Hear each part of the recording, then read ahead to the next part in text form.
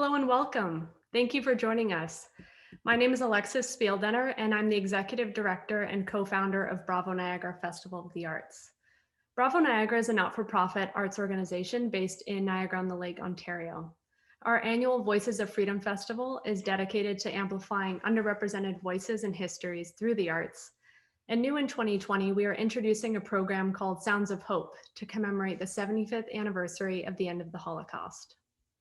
We're honored to open Sounds of Hope today with this special event, Holocaust Families, What We Learned from Elie Wiesel, presented in partnership with Liberation 75.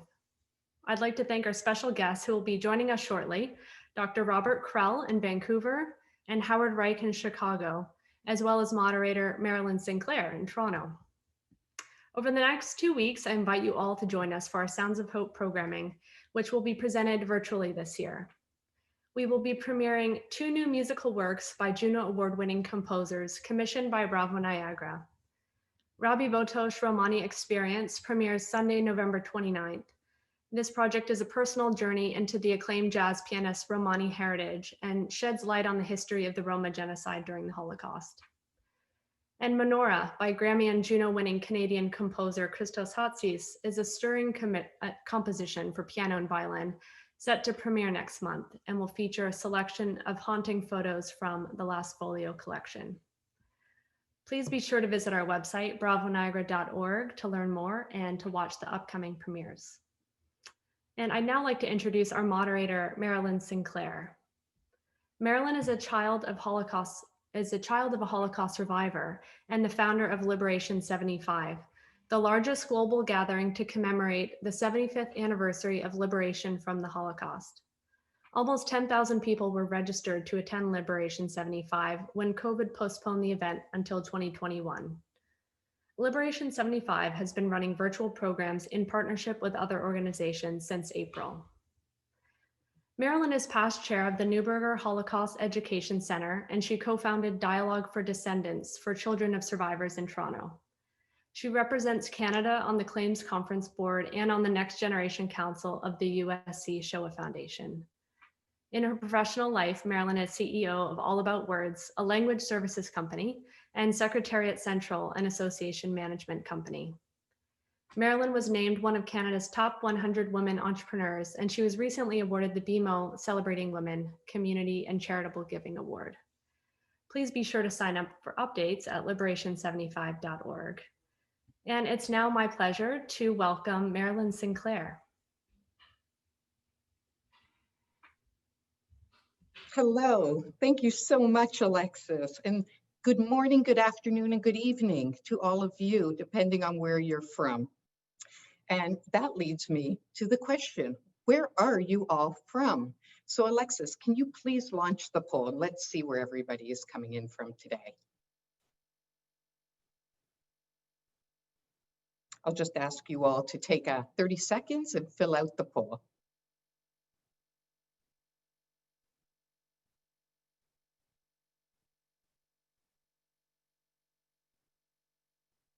Excellent, let's publish the results.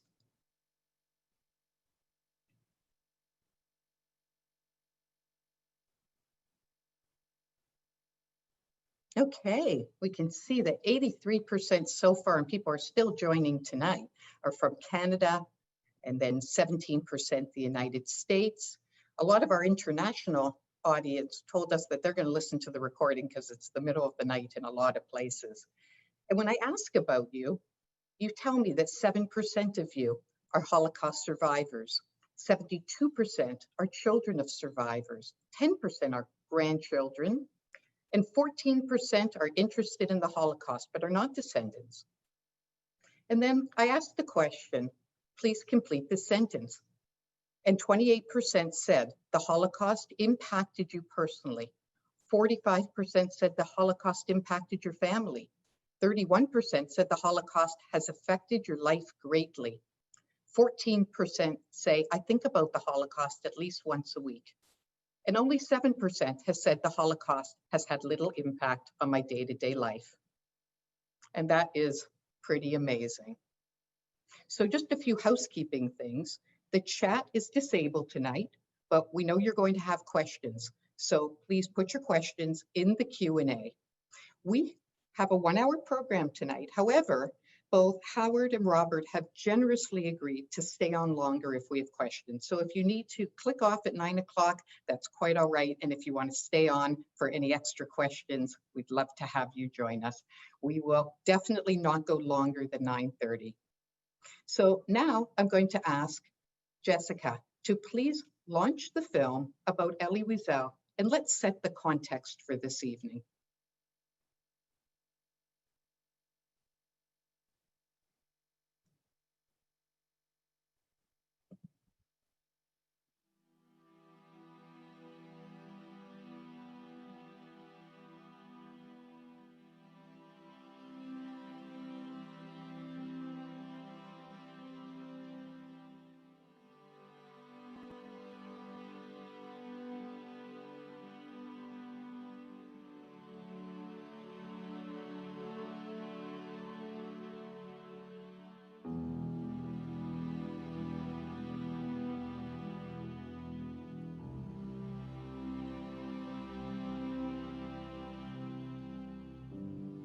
Eliezer Wiesel was born in September 1928 in the town of Siget, Transylvania, to Shlomo and Sarah, an Orthodox family with Hasidic leanings.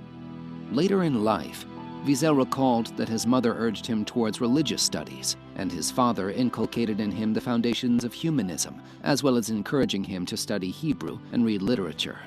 In 1940, the region was annexed by Hungary. In March 1944, German forces took over Greater Hungary, and in April, a ghetto was established in Siget. In May, the Germans began deportations from Siget to Auschwitz. Upon their arrival at the camp, the Wiesel family was separated. His mother and younger sister Tzipora were sent directly to the gas chambers, while Elie and his father were sent to the Auschwitz III labor camp. When the Russian army neared Auschwitz, Elie and his father were taken on a long death march and arrived in Buchenwald in central Germany. Shlomo, his father, died within a few days, and Elie survived until the liberation of the camp in April 1945. His two older sisters, Beatrice and Hilda, also survived the war. Wiesel joined a group of some 1,000 children and youths who were taken to an orphanage in France. Later, he moved to Paris, where he studied humanities at the Sorbonne. In addition, he began work as a journalist, writing in French and in Hebrew, as well as teaching Hebrew. At first, Wiesel avoided writing about the Holocaust and his personal experiences. It was Nobel Prize winner for literature François Mauriac who persuaded Wiesel to write about these topics. In 1956, he published the book in Yiddish, Und die Welt hat geschwiegen, and the world remained silent, which was translated into French under the title Night. The book recounts Wiesel's experiences in Auschwitz and Buchenwald, including his relationship with his father and his own religious beliefs. Night would go on to be translated into some 35 languages, and many millions of copies were sold. Over the years, Wiesel published over 40 books, including some dealing with life during and after the Holocaust, novellas and short stories, and compendiums of Hasidic tales. In 1956, Wiesel emigrated to the United States, and in 1969, he married Marion Rose, translator of his books. The two had a son.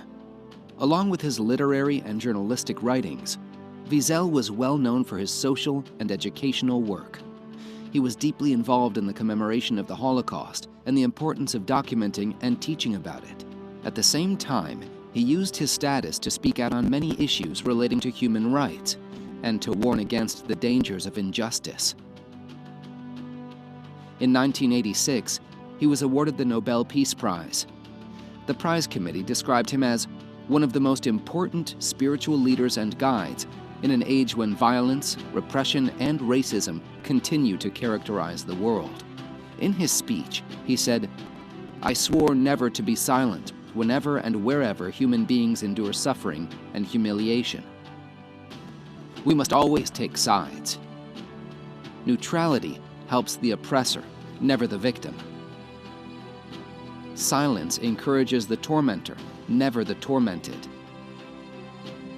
In 1999, US President Bill Clinton invited several public intellectuals to give a series of speeches ahead of the new millennium, including Wiesel.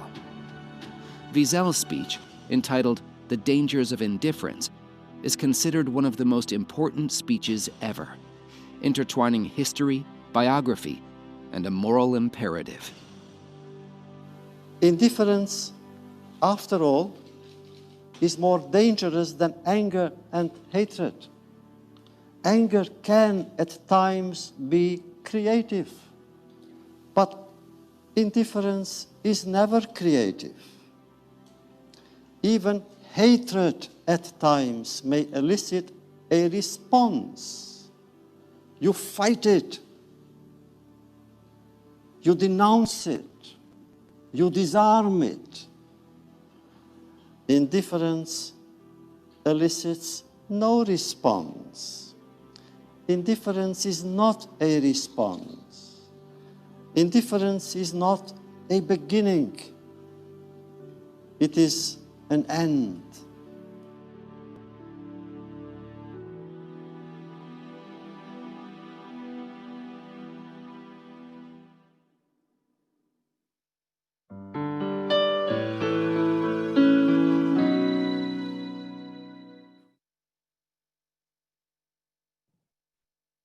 I want to thank Yad Vashem for giving us permission to show that amazing film tonight. So now I have the pleasure of introducing our special guests this evening, Dr. Robert Krell and Howard Reich. Dr. Robert Krell is a professor emeritus of psychiatry at the University of British Columbia in Vancouver, Canada. He is a child survivor of the Holocaust, devoted to understanding the problems of Holocaust survivor families and supporting their well-being. Dr. Krell was born in Holland and survived the Holocaust in hiding.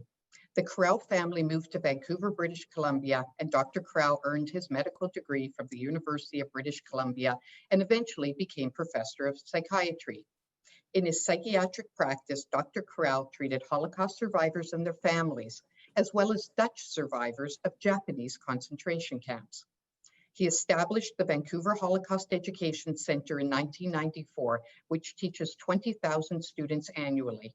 Dr. Krell received the 1998 State of Israel Bonds Elie Wiesel Remembrance Award. He has authored and co-edited 10 books, including this one, which he gave me and signed for me.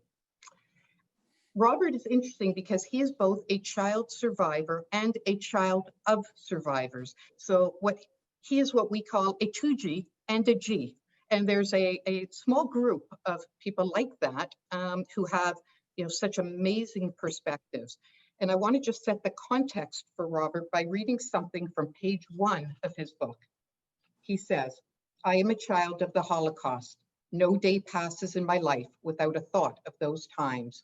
Not a day is free from the Holocaust. No night passes without a dream." That is still true today. And that was from a speech that he gave. I will also just say the first time I heard Robert speak was about 6 years ago at a child survivor conference in Berlin. And within about 3 minutes of his speaking, I was already weeping and trying to find something that would look like a Kleenex. And the woman who was sitting next to me, another child survivor named Anita Eckstein, said to me, "He always does that." And I said, "What does he always do?" She said, "Makes everybody cry." So Robert, testament to you how moving you are as a speaker. And now I also want to introduce Howard Reich.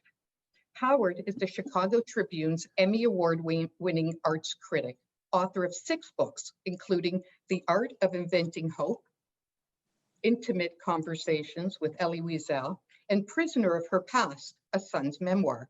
He is a writer-producer of 3 documentaries, including Prisoner of Her Past, based on the book of the same name, and broadcast on PBS. He holds 2 honorary doctoral degrees and served on the Pulitzer music jury 4 times.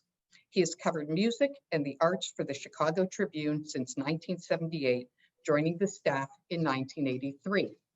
So like I did with Robert's book, I'm going to start off with a quote from Howard's book, which, by the way, I all encourage you to buy, available on Amazon. It is really an incredible book. So Howard says, until 3 months before my conversation with Elie Wiesel, I hadn't read a word of any of his works or anything else by Wiesel. Holocaust literature was not required reading when I went to school, and anyway, I had gone out of my way most of my life to avoid the subject. It was too frightening, too onerous, too unspeakable, too incomprehensible, too tautly wrapped up in pain and guilt and morbidity for me to touch. I feared it. I froze whenever I heard the H word. So with that, I would like to launch this evening by asking you, Robert, to tell us about yourself and how you came to meet Elie Wiesel. I suppose in a sense I was a little bit luckier than Howard, who I certainly envy and admire for having such a wonderful, intensive relationship with Elie Wiesel and producing this remarkable book. I was lucky in the sense that I met Elie in 1978 through having invited him to give our Yom HaShoah address here in Vancouver, and I picked him up at the airport. And of course, Professor Wiesel, welcome to Vancouver. He said, Elie. And from that moment on, forged a friendship with me, which I was so privileged to have because here was the person who I had already been reading and knew that he held some of the thoughts that could free me into my thinking. He spent that weekend in Vancouver. He arrived before Shabbat Friday and stayed Saturday and Sunday. To my surprise, we had a press conference on Saturday. To my surprise, he said okay to that. And I organized for journalists and theologians and religious leaders in Vancouver to attend that. He agreed to speak so long as we did not use a microphone. He was an observant Jew. And from that moment insisted that I stay with him most of Saturday and all of Sunday. It was a remarkable piece of time because spending time with Elie Wiesel, as Howard, I'm sure, will attest to, is a constant learning experience. And the only thing one struggles with is to try and keep up with this marvelous mind. That was Elie Wiesel. Robert, can you tell us a little bit more about your story? My story is of a child born in the war in Holland. Holland was invaded on May 10th by the Germans. I was born on August 5th. So we were already under occupation. And obviously the first 2 years of my life are out of my awareness and were filled in later. But by just after age 2, I began to remember, and my memory includes being placed with a family, my great good fortune, angels, Albert and Violetta Munich and their daughter Nora. Nora was 10 years older than I, so she was 12, attending school. They were Dutch Christians, and therefore they were comparatively safe, except for sheltering me. I was with them for 3 years in hiding, and Holland was liberated on May 5th, 1945.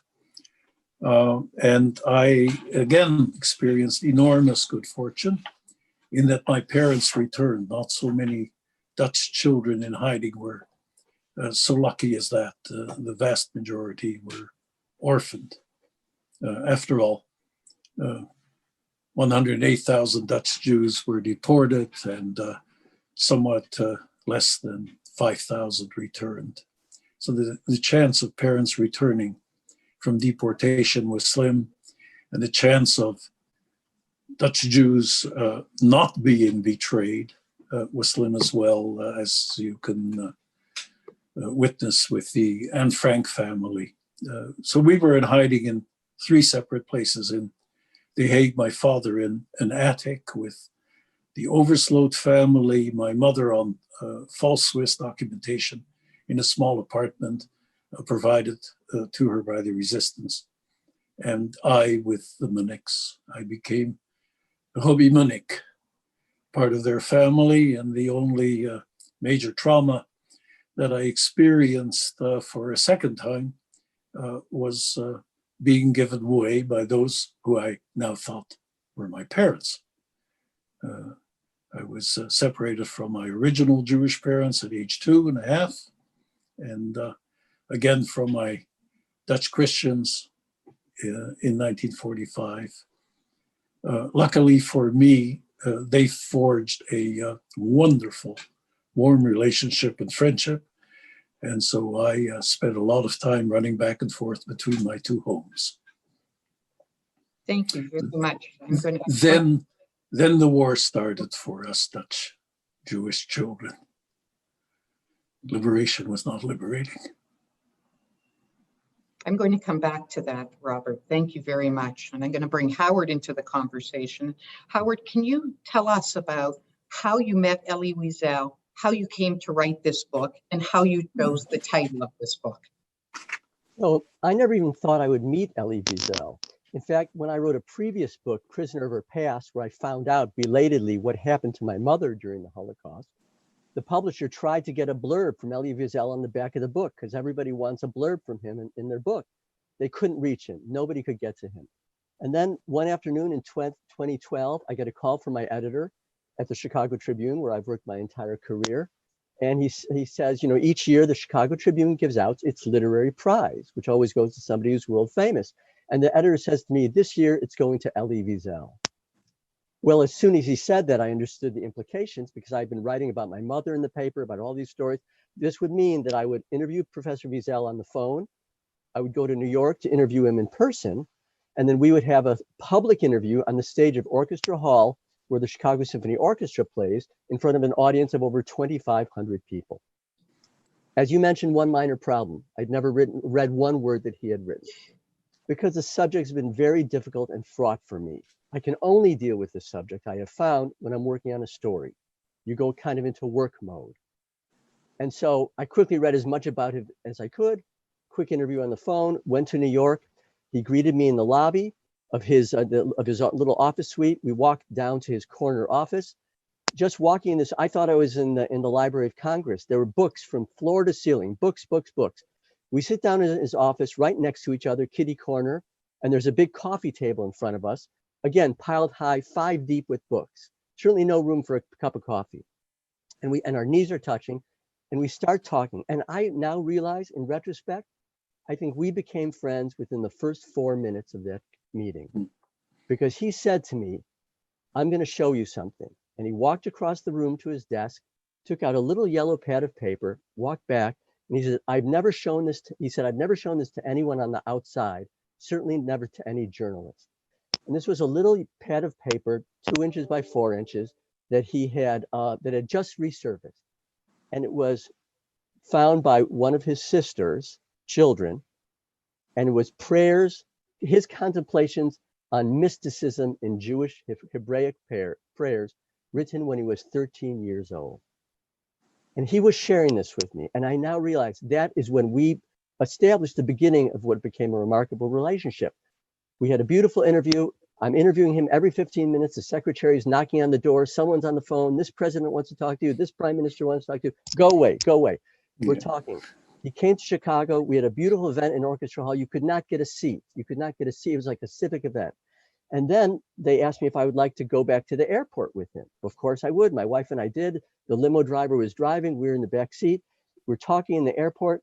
And then as we were saying goodbye, I thought, I just now have had the most amazing 4 weeks in my life.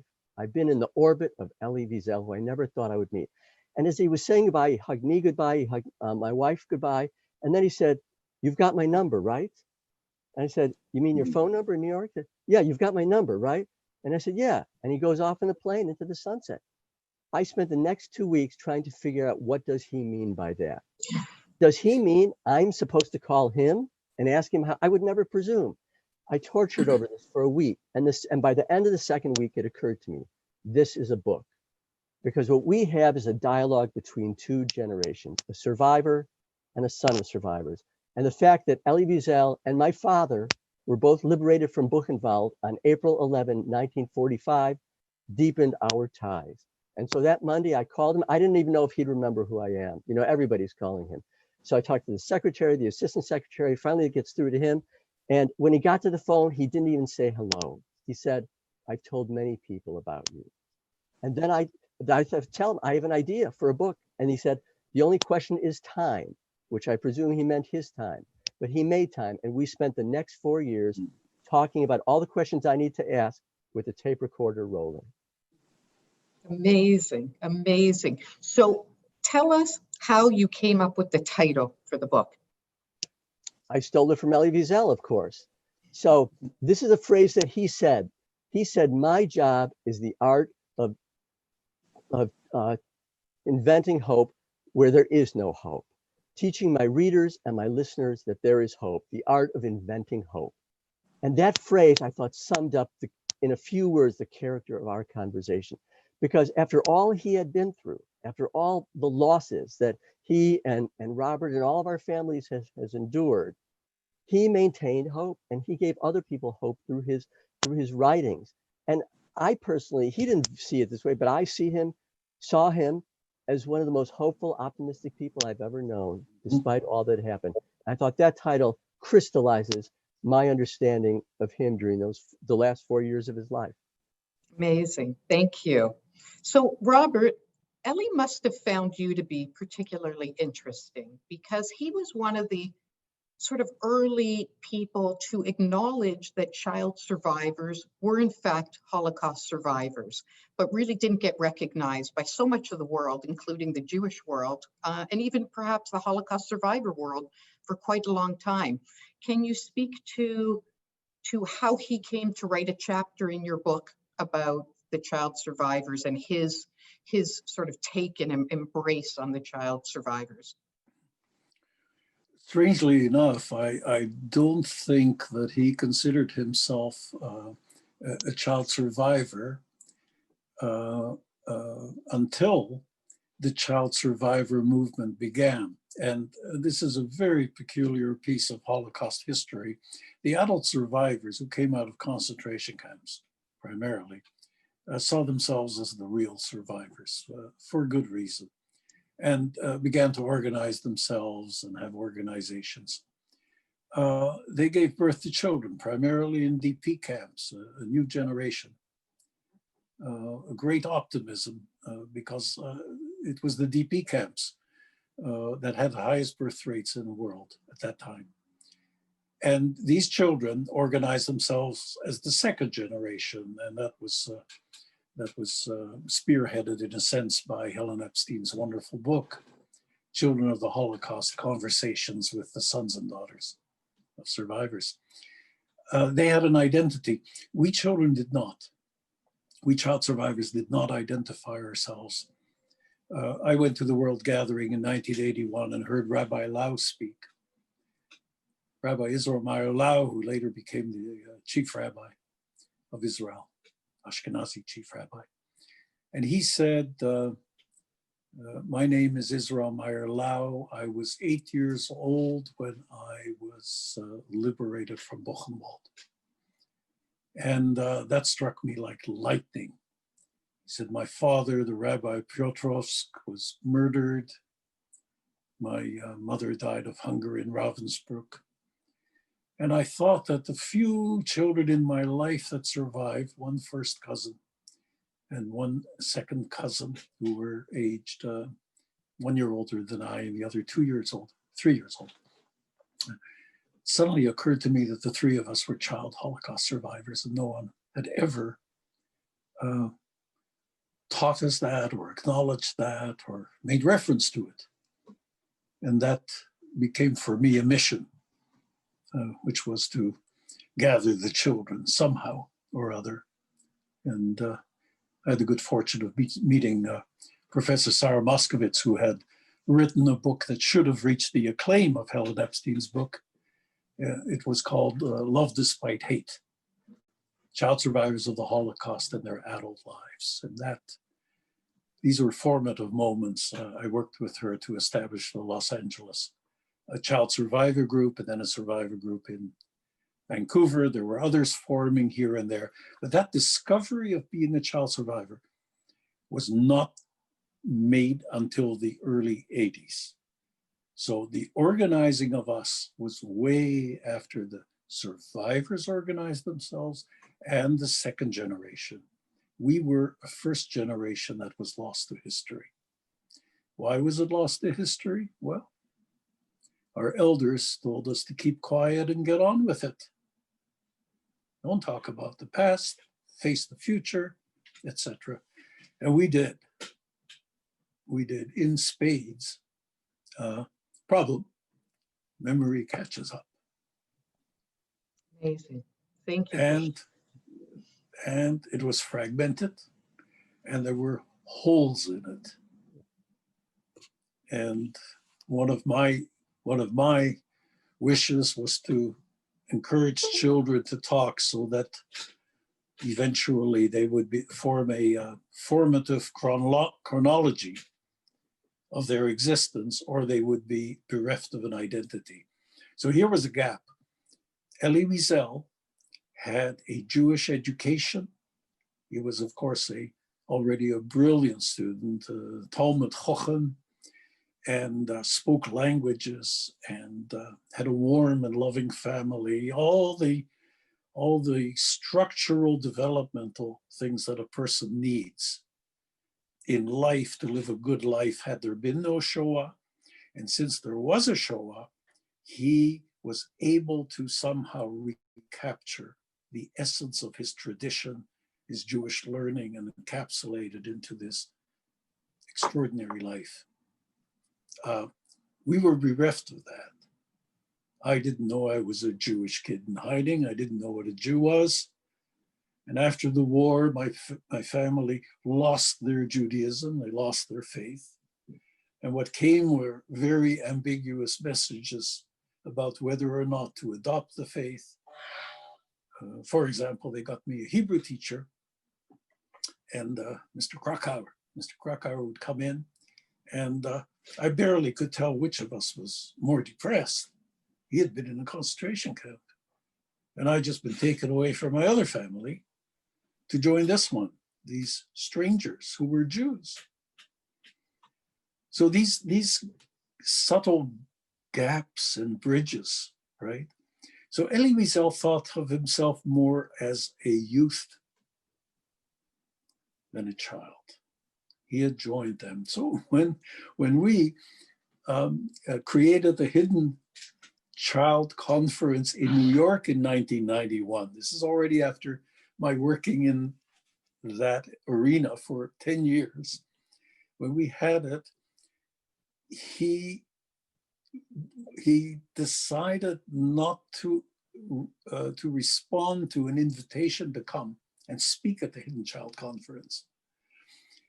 And the New York organizers called me in Vancouver, if you can believe it, I who live on the periphery of the world, right, to ask him. And so I called him and I said, Elie, they're making me call you, you know, like, let's lay it on the table, you know, what the situation is. And he said, well, I have a lot of things on my plate. I said, well, you always have a lot of things on your plate, but I seldom ever ask you for anything. I said, but where would you rather be than with your children? And he came. Amazing. I introduced him that night. Wow.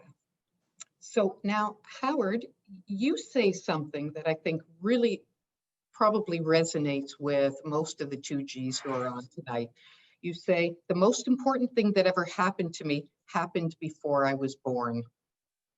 Would you like to talk about that, and also talk about, if it's okay, if you're comfortable with it, what happened on February 15th, 2001, that sort of changed your life in the respect around your thinking around the Holocaust?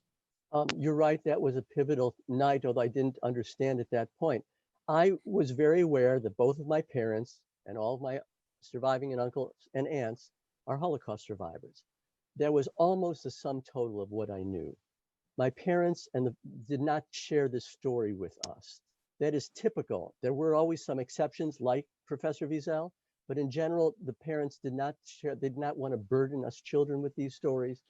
They often said there were no words to describe what happened, and they didn't want to, of course, relive the worst part of their life. So as a child survivor friend of mine says, we knew and we didn't know. Well, something incredible happened on the night of February 15, 2001. My mother, who's a Holocaust survivor, who was then a 69-year-old woman living in our little house in Skokie, which was a nexus of Holocaust survivors in the United States. That night, she packed up 2 shopping bags full of clothes, ran out on the street and just ran for her life. For hours she ran. She was eventually picked up by the Skokie police, brought to a relative's house. The next day brought home, she did it again. We had to put her in a safe place or we would lose her. What's remarkable is that the psychiatrist who evaluated my mother's situation never connected her Holocaust past with what she was doing. They diagnosed her with what they called delusional disorder. And I looked that up in the DSM book, Diagnostic and Statistical Manual of Mental Disorders. It means you're having delusions, auditory or visual. It tells you nothing. It took a year until I found a doctor of the nature of Dr. Krell, who gave a diagnosis, late onset post-traumatic stress disorder. Your mother is retracing her steps of her childhood. There is one problem. I did not know what those steps were. I did not know what her story was. As a journalist, I was in a great position to be able to find out. So the Chicago Tribune, where I've worked my entire career, sent me to Poland, to Ukraine to put this story together. And I'll just say what happened to my mother in a sentence or two, which is that she was born in April 1931 in a town bordering between Poland, eastmost Poland, and Ukraine. 1939, the Russians invaded, took over the family house. The family was pushed into the back room. Officers were living in the house. This is what my mother found can happen to you when you're 8 years old. 2 years later, the Nazis arrived, executions began, and by the end of the war, of the 12,000 Jews who had been living in this town of Dubna, it's believed less than 100 survived those machine gun executions, and my mother is one of them. That is the story that I found out that she never told me. So when she was running out of her house that night, she was retracing her 2 years in flight. I don't know what she did those years. I don't think she could even tell us, but she spent 2 years of her adolescence running and hiding from a system that was trying to kill her, and by some miracle survived. It's amazing, absolutely amazing. So, Robert, you have treated Holocaust families for much of your career, which amazed me when I first heard about it, because it wasn't like Vancouver was a home to huge Holocaust survivor families compared to New York and Skokie and Toronto and Montreal and so many other, Israel, of course, LA. So Vancouver must have had a significantly smaller population, and yet you chose to sort of really hone in on this group. Can you tell us about what did you see? What have you learned about the generations of, within families that have gone through the Holocaust? Let me tell you something. I did not choose them. They chose me. They found a Jewish psychiatrist that belonged to the survivor community and who was a child psychiatrist. And they did not come. They brought me their children. All right. So Holocaust survivors were coming into my very small private practice of a community of perhaps 400 or so Holocaust survivors in total. And they sought me out because of the obvious connections and the possible degree of comfort. I discovered not long after I began to see their children, who came for the ordinary child psychiatry problems of ADHD or childhood depression or, the normal stuff. they had something more to deal with. Their parents' Holocaust past. And I would work with these children for a little bit, and inevitably, within a very short time, the parents asked if they could come to see me. So it wasn't by my design at all. And I've always said this about the Holocaust. My psychiatric colleagues would say, you're obsessed with the Holocaust. Study depression and schizophrenia, right? I said, no, the problem is that the Holocaust is obsessed with me. It follows me. And so I did whatever I had to in a climate of not much collegiality, actually, when you come right down to it. Yes, we were in Vancouver, not in Toronto, where there were more colleagues, more friends. I was lucky to have friends in the world to support me in my work, because I had Sarah Moskowitz, I had Elie Wiesel, I had Sir Martin Gilbert. I had playmates that sustained me. And Ellie could sustain me. I only saw him infrequently, but I had an open invitation, Howard, to his office. Come to New York. When you come to New York, give me a call, I make the time, so that would happen. And in everything that he said and did, there was sustenance. He would write in my book,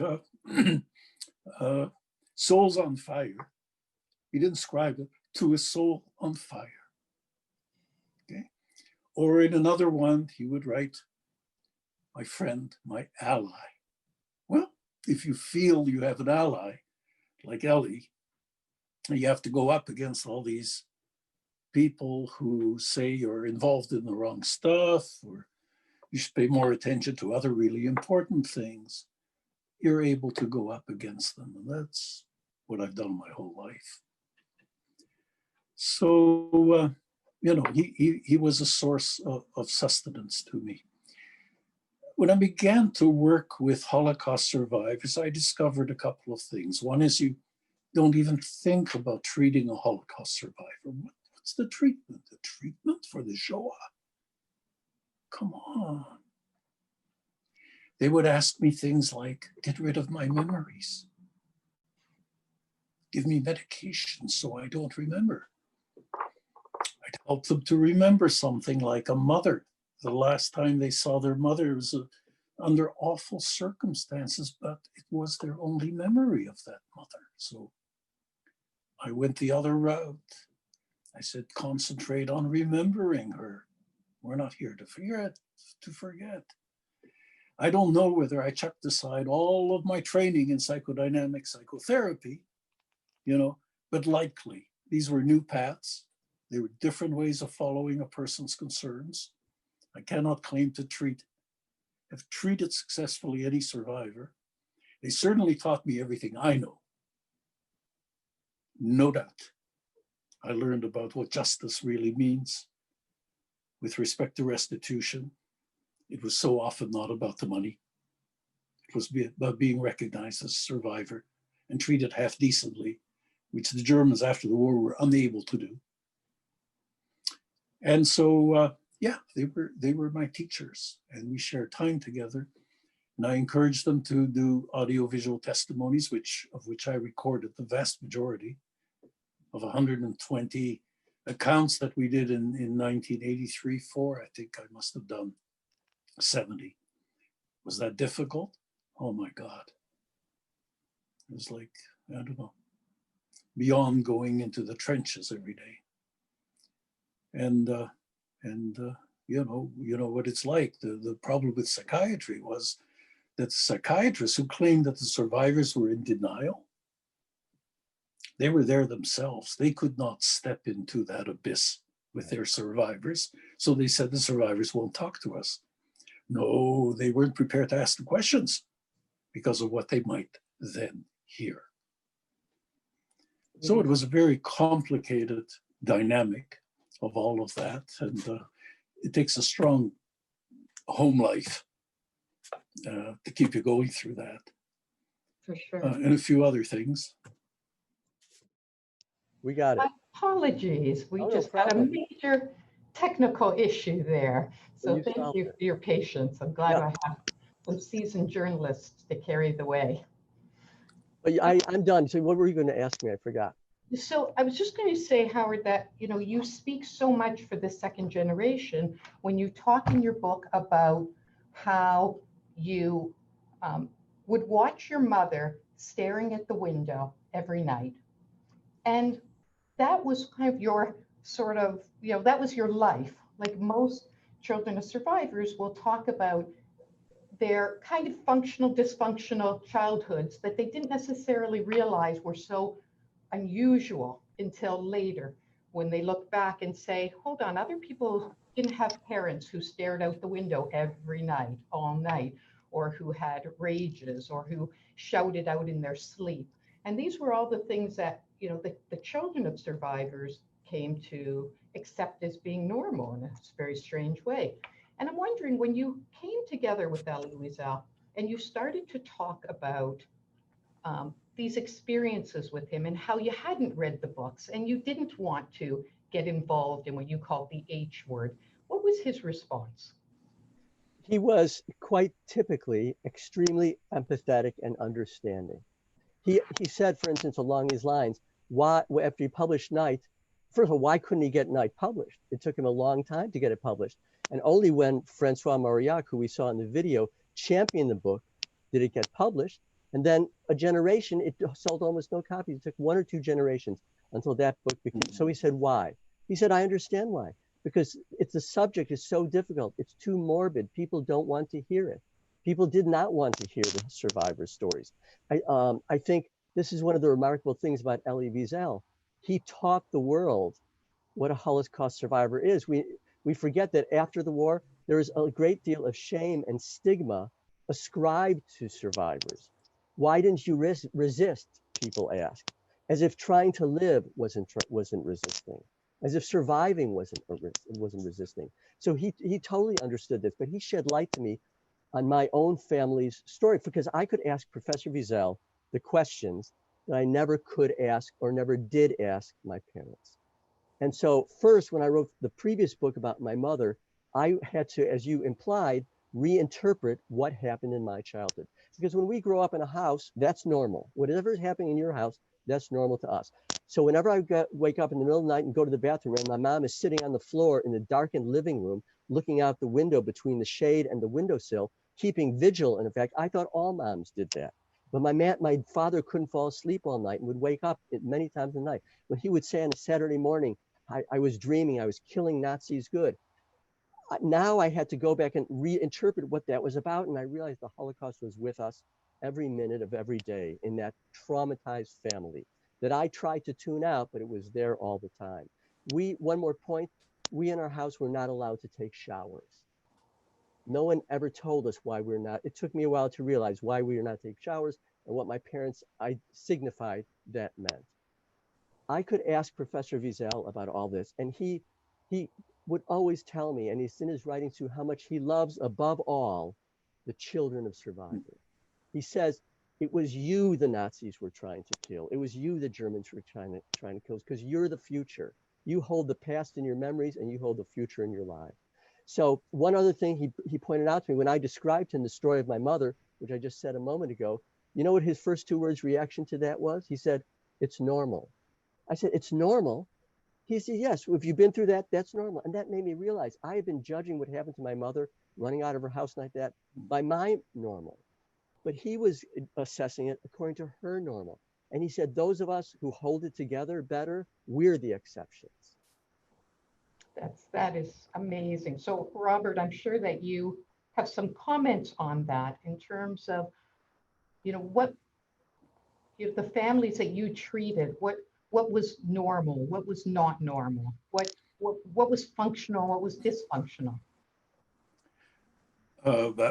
Howard illustrates this really well. I am so grateful for his book, because it takes us into next generations, and it's so worthwhile what you did, Howard. It's amazing. My reality at the time was to discover things for myself. I couldn't find good psychiatric literature, escapist, denial, you know, accusations of the survivor.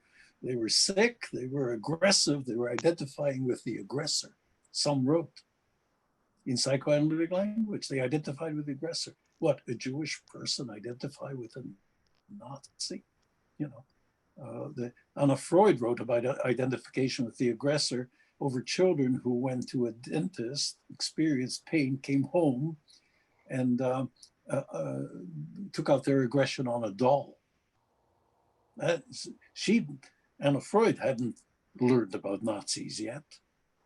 Those were the post-war psychiatrists, the psychoanalysts who started to write like that. What an insult. So I started to write, and obviously didn't make much inroads, that just what Howard said, that what survivors suffered, okay, was a normal response to the outrageous treatment that they experienced. They didn't have a tough night. They didn't have to fast for a day for Yom Kippur. They couldn't eat for 2 or 3 years. You know, they lost everything. They lost every. How can you possibly formulate the idea of a response to the worst that ever happened? And so whatever they did, you know, that puzzles us is no puzzlement. It is the outcome of unreal experiences to form a new reality. At that point, the second generation, who may not have formulated that in their minds, okay, say, I better look after them. I better not bring them any more tsuris, the Yiddish word for more problems. They have seen enough in life, even if I don't know about it because they didn't tell me, but I do know. That's the knowing and not knowing. And you know enough to try and heal them and fix them. I had a group of second generation psychologists in the city, and they said they would like to know a little more about treating second generation. They were themselves second generation. The first thing they asked me when I called that little group together in order to study together was, well, prove to me, okay, that we're different. And I thought, oh my God, you don't know yet. There were 35-year-old professionals in the field of psychology carrying PhDs. So prove it to me, as if they didn't know. And so I said to them, well, was there anything unusual at all around sleep in your house? Did either of your parents suffer nightmares? Oh yeah. What did you do? We went to them and comforted them. I said, tell me about another Canadian household that does that. What about your dinner table? Anything ever happen? Eat everything on your plate. I said, well, there's 10 million people in Canada right now who's saying that to their kids. I said, was there anything else said? Yeah, because I didn't have anything to eat in Auschwitz. I said, oh, where else does that take place? Well, the proof is easy, right? By example to second generation. From there on, we worked very well together. So I have a question from Mary, the questions are coming in fast and furiously. She says, I'm lucky because I know my family's Holocaust story and I verbally passed it to my own children, but I see that many of the 3 Gs, our children in their late 20s and early mid 30s, don't seem to be too interested in the Shoah history of their families. Do you think our parents' stories will stop with us, the 2 Gs? May I? Oh. I have found quite the reverse. And yes. Professor Wiesel also said the same. He said he's amazed not only what the 2 Gs are doing, the way they've embraced it, but the 3 Gs. And so I have found the reverse. I find the arc expanding. Robert? Yes, I wanted to jump in immediately because my experience is entirely the opposite. The second generation was in a very uncomfortable situation with their own parents. After all, they could not speak about this topic without one of them breaking into tears. Now, if it was the child asking the question causing mom or dad to cry, they shut off for years. When do you ask? If you make your parents cry with the first time you ask about the story, what is the right time, right? And parents didn't want to tell the children because they were trying to keep them from being burdened with their history. And I talked with patients about that. This is what they would say. You're a child psychiatrist. Tell me, when can I tell my daughter, who is now 15, without traumatizing her like I live with trauma? They were thoughtful about these things. This wasn't casual. This was very, very serious. Then along comes the third generation. Bless them. Because they went to school. And at school, somebody said, write your family tree.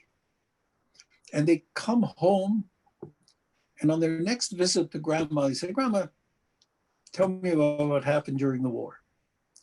And grandma pours out the entire story, and the second generation son or daughter stands in astonishment, hearing what grandma is telling the third generation that could not be told to the second without traumatizing them. It's the grandchildren who have come into this fold with innocence and curiosity, and have gone to the grandparents that were still alive and had an opportunity to ask them these questions that opened a floodgate of stories that were still told in time. And there are third generation working on books all the time, piecing together their family stories, even though now they are losing their grandparents, and some live with the regret for not having sent their grandchildren earlier. But 20 years ago, in that time, there were second generation who called me and said, I'd love to get the story. I said, how old's your kid? Send them in. Send them in to get it. And that third generation has been our godsend. Howard, what did Elie Wiesel say to you about what he wants the second and third generations to do? This was a question I kept asking him and never got the answer I wanted. Then again, anytime I asked a question, I never got either the answer I wanted or surely the answer I expected. That was the beauty and wonder of his mind. He took you someplace else. He says, no one can tell the second generation what to do. He said, no one can tell the third generation what to do. It is up to them. But he would speak, so he would not prescribe any directions for how we are to live our lives except he would say, be authentically you. Be authentically you. But he did say there is a mission. He said the survivors have spoken and their story must be acknowledged and must be told. But everybody has to do it a different way. He would say, earlier he was not approving of Jews after the war who would live in Germany. And then he changed. He said, I was judging. My job is not to judge. I'm a witness, a teacher, not a judge. So don't come to me for advice on what you should do. Just do what is authentically you. But what was most important to him, it seems to me, was that this story be told and that we remember. And he kept on saying the most important word in our culture is remember, zachor. He kept saying, remember, remember. And he would point, and there were examples we would talk about of those in the Warsaw Ghetto who wrote down what happened and buried the papers. They were found in 1946, 1950. Those in Auschwitz, the Sonderkommando, where people were being killed, they wrote what happened, and that was a form of remembrance. He wanted the story to remember, but he said everyone must do it in their own way that feels right for them. So I have a wonderful question from Eva Fogelman, and I'm sure you both know Eva, she's undeniably one of the leaders of the 2G movement and is so incredibly involved in helping memory to continue. And she says, Howard, given your mother's ongoing PTSD symptoms, how did you become such a well-adjusted, successful professional? Not everyone would agree with that contention, but for the sake of the conversation, I think I'm fortunate in that just at Robert said these survivors and children of survivors found him, and he was able to pursue this and learn from them and felt lucky because of that. I feel lucky because I'm a writer and a journalist. And so, I mean, if I were a carpenter, I don't know what I'd do with this story. But because I'm a writer and because I can write books, I can make films, I have an outlet for this. And it's the only way that I can really deal with this. And I don't know what I would do without that. And once a psychiatrist I spoke to about this said to me a very telling question. She said, "Why do you think you became a writer?" Very interesting. Someone wants to know, Robert, whether you still treat families of Holocaust survivors. No, I don't anymore. In the sense of having a psychiatric practice, I like to think that I do a little bit, in that occasionally I speak, and you know, to survivors and their children, and I think that's some of my activities have been probably more healing than anything a psychiatrist can do. For example, I made it happen that a Holocaust monument was erected, very, very impressive one, at our local cemetery. And no one was able to get that done. We unveiled it in 1987. And the reason I know that it worked is my father, who had never set foot in a cemetery since the war, except ornate ones in Milan, Italy, to see the sculpture, but no Jewish cemetery ever. Went for the first time to the memorial that I initiated with my fellow survivors to say Kaddish, because all the names are engraved at its base. And so I found things to do that I think were more healing for more people than individual psychotherapy, you know, the painful one by one, which is necessary and important because I learned from them. What I learned from them was, of course, that they had no mitzvah, they had no gravesite. They could not say Kaddish. They watched the entire Jewish community trek out to normal funerals, if you want to call it that. And they never held one for their family. So on the day that we unveiled this, there 1,300 people came, amongst whom were the entire community of survivors. So yeah, I found other things to do that I hope had a healing effect. Well, first of all, thank you for putting that monument in, because my late in-laws are buried in that cemetery. And I always wondered who created that monument in Vancouver. And so that's... Well, you'll never know, because you know what we decided? None of us who were involved in founding it, no artist, no architect, no builder, no board president like myself, is there. Only the names of those we lost in the Shoah. That's really amazing. I did notice that, and I wondered about it. And I have a question for you, Howard. Somebody is asking, what happened with your mother after that event? Did she get the help she needed? What ultimately was the follow-up to that story? That's a great question. My mother remained traumatized. My mother, who is now 89 years old, believes to this day that there's a yellow Star of David on her clothes. When she first told me this after she ran out of her house that night, I would tell her no, because I wanted to not feel as terrified, and she would be upset because I was denying what she was seeing. And so I learned quickly to stop doing that and just to listen. My mother has an extreme case. She will not talk to any psychiatrist. She will not talk to any doctor, because she believes everyone in this nursing home where she is trying to kill her, because at one point everyone was indeed trying to kill her. She trusts no one, and she only half trusts me. She will not take medicine.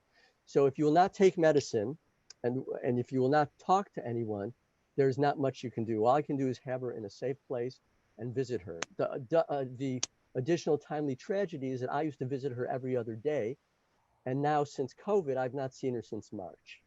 She will not come to the phone because she's afraid someone is going to be threatening her. She can't do FaceTime with me. I've not seen her in 9 months. I used to see her every other day, and I can't communicate to her.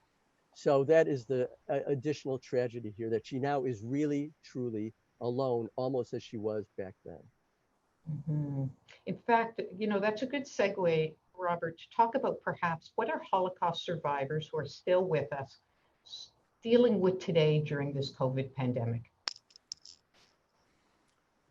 I just want to follow Howard's line of thinking for just our experience for a moment.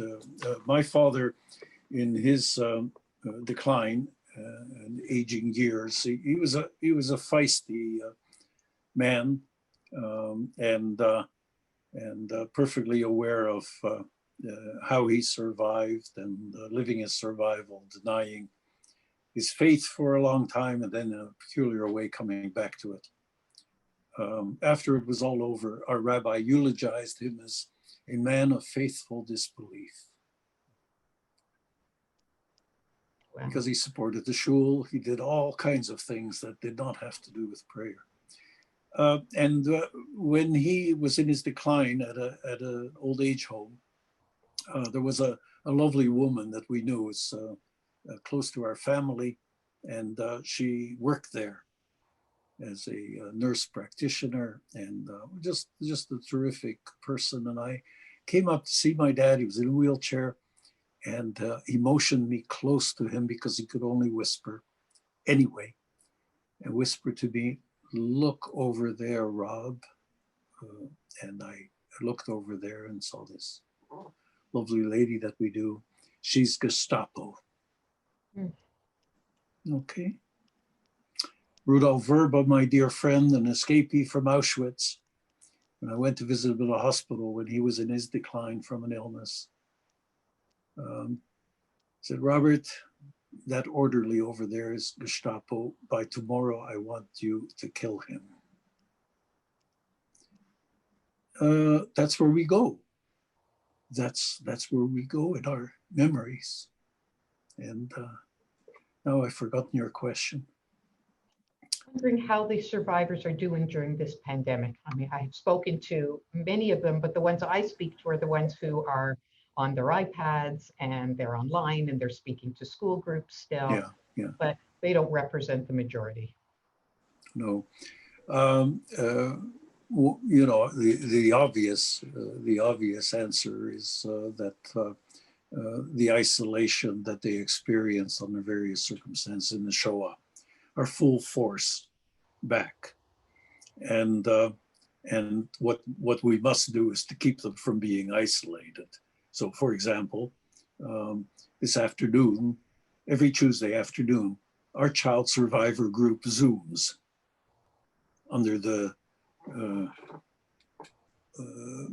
guidance of a person who directs the traffic, so to speak, for talking with each other.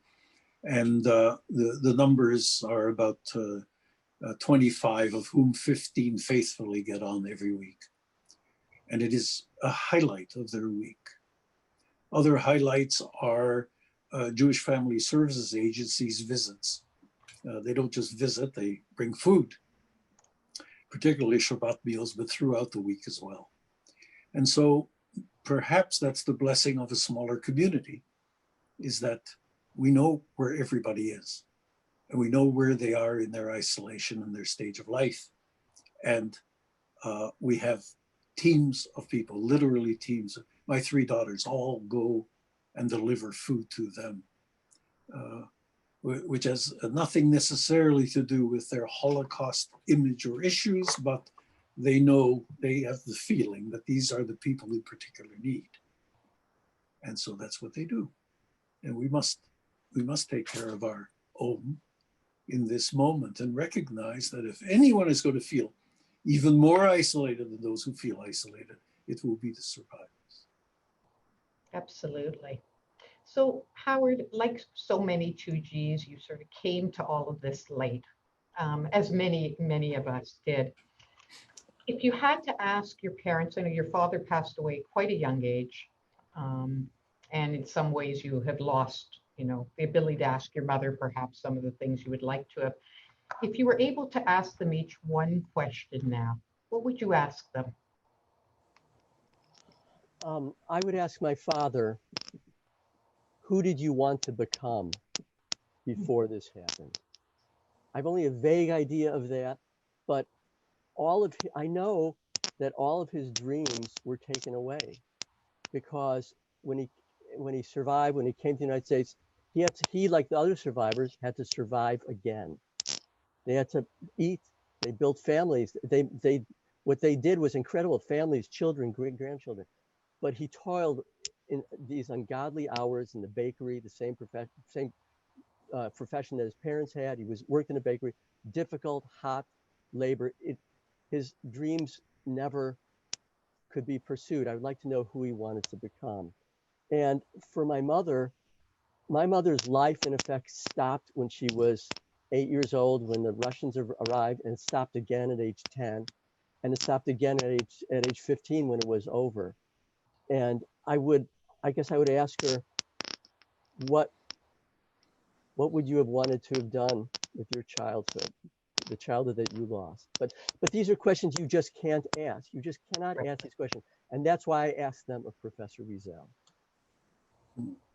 So we have somebody who was a child herself, who was hidden, and she has no memory. She was liberated when she was 7, and she has no memory at all about what happened to her in her first 7 years. And she's wondering, Robert, whether you have seen other people like that in your practice.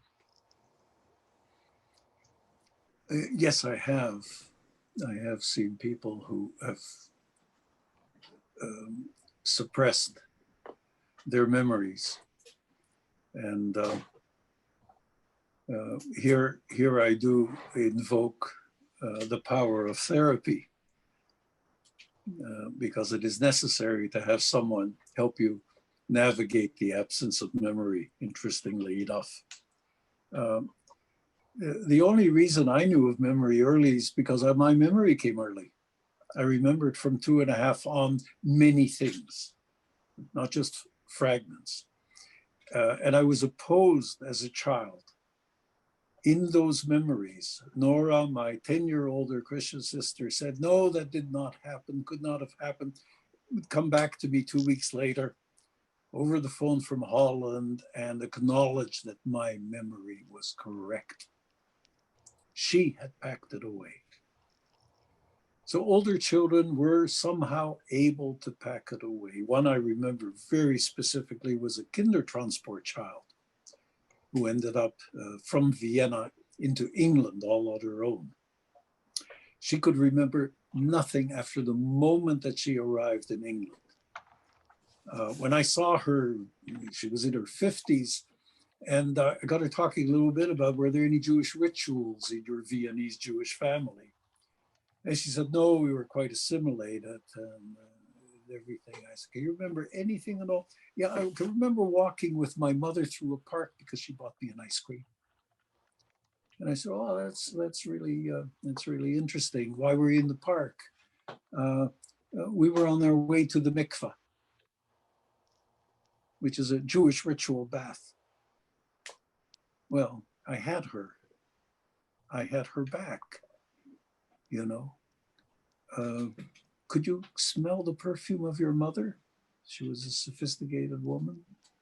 Oh yeah, I remember that. Smells, sounds, it all flooded back.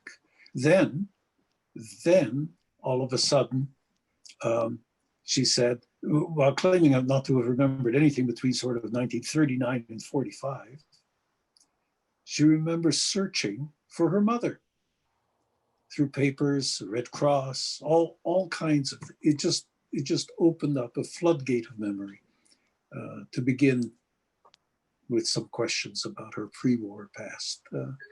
So I would hope a good therapist would be able to help a lady who was 7 years old at the time she begins to remember, to recapture something of what happened before.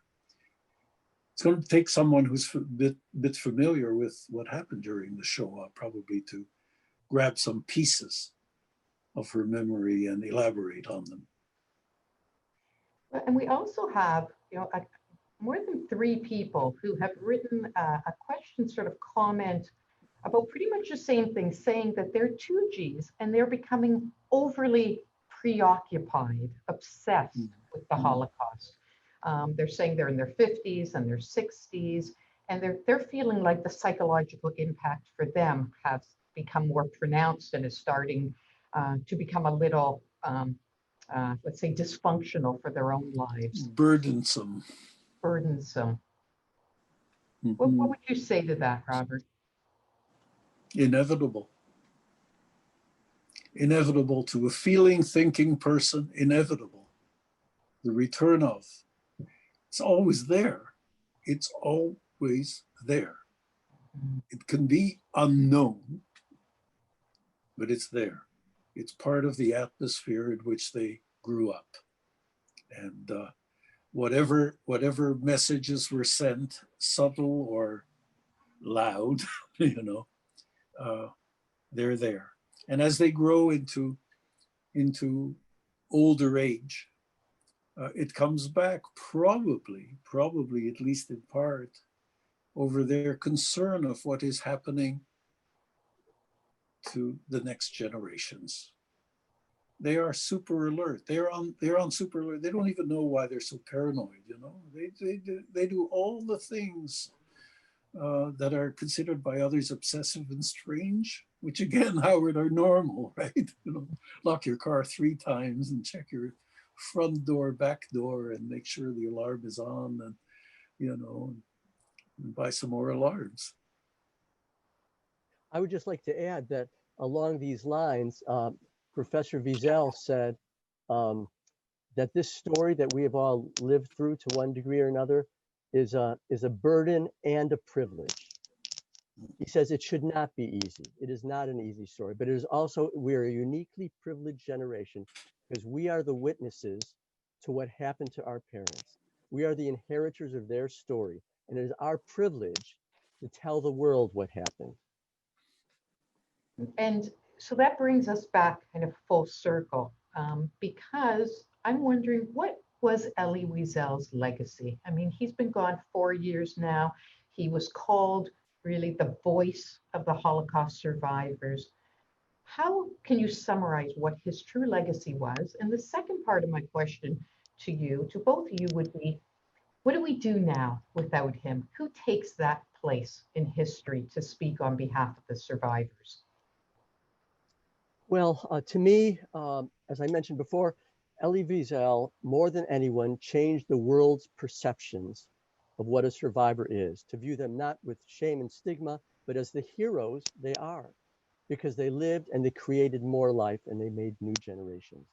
That is only part of his legacy. He's written over 60 books. Only a few of them really deal with the Holocaust. Most do not. He was also a great poet of the word. His writing was poetic. In fact, before he won the Nobel Peace Prize in 1986, I think there were odds in Vegas. Was he going to win the Peace Prize or the Literature Prize? Because he was also a great author. So that's part of his legacy too. So I don't think my opinion is we can't predict how much someone is or isn't remembered, but the way the world thinks about this subject will always be different because of him. Amazing. What do you think, Robert? What do you think his legacy is? Well, I think his legacy is to have influenced Howard and myself. And that I'm sure Howard has written a book that will influence others. And I hope that some younger generations who've heard me will be influenced because we are witnesses to these witnesses. And whether we were directly in the Shoah or just shy of it, will soon no longer be very important. What will be important is to carry forward his legacy. And one of the things, of course, that always troubles me is the absence of readership of Elie Wiesel's legacy. It is enormous, and it is inspiring.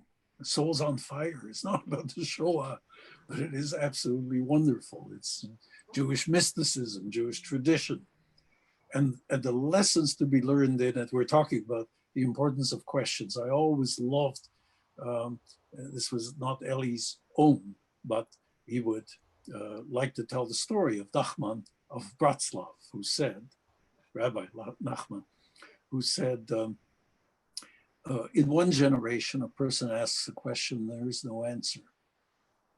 50 years later, someone asks a question that might be the answer to the first. I love that kind of thinking. My own knowledge of these things is limited, but Elie was able to teach these things. He taught me about silence. I've always written about silence as it being the language of child survivors. It is our language to remain silent. So I should know more about silence than others. But I never formulated it until I heard him speak about the Holocaust patient at Cedars-Sinai Hospital in 1982 in Los Angeles. And he spoke to a group of professionals. And he said, what am I doing speaking about the Holocaust patient? I've never associated patient with Holocaust ever before. He says, I must be interested in the silence between the words. How do we keep his legacy alive? I think we have to do concrete things because ordinary influence, I mean, the moment this broadcast ends, probably, you go back to your daily lives and it may have been of interest or not, and one can criticize it or not, but I would like to say that whatever you take as inspiration from this, do something with it. Don't let Elie Wiesel go because we turn off a little later. Read Night if you haven't read it. I gave it to my psychiatry residents. I said, you can read this in 2 hours, then think about it the rest of your life. But read it. And it's not mandatory reading in medical school. Oh my God, what are we doing in not making it mandatory? His autobiography, his memoirs, right? All rivers run into the sea and the sea is not full. Why deprive yourself of this man's experiences and knowledge? Read it, take it. My wife and I have established a scholarship at the local high school to remember him. And so kids who write an essay about Elie Wiesel, or take the time to read Night and his memoirs, are given a scholarship. The Elie Wiesel Award we put together doesn't take much, $500 per person is a pretty hefty scholarship when you're only in grade 11 or 12. Do something, establish something in his memory. There should be more, more schools named after him so that people will question why they're at a school named the Elie Wiesel High School or something like that. Think about what you can do creatively. That's a challenge to second generation. I think the ones who are in their 60s, where memory is coming back full force. The only way to deal with force like that, the only way to counter its drive and its passion is to respond passionately. There again, Elie Wiesel teaches us, listen to this. I heard it a long time ago. He says, the murders of 1.5 million Jewish children is meaningless.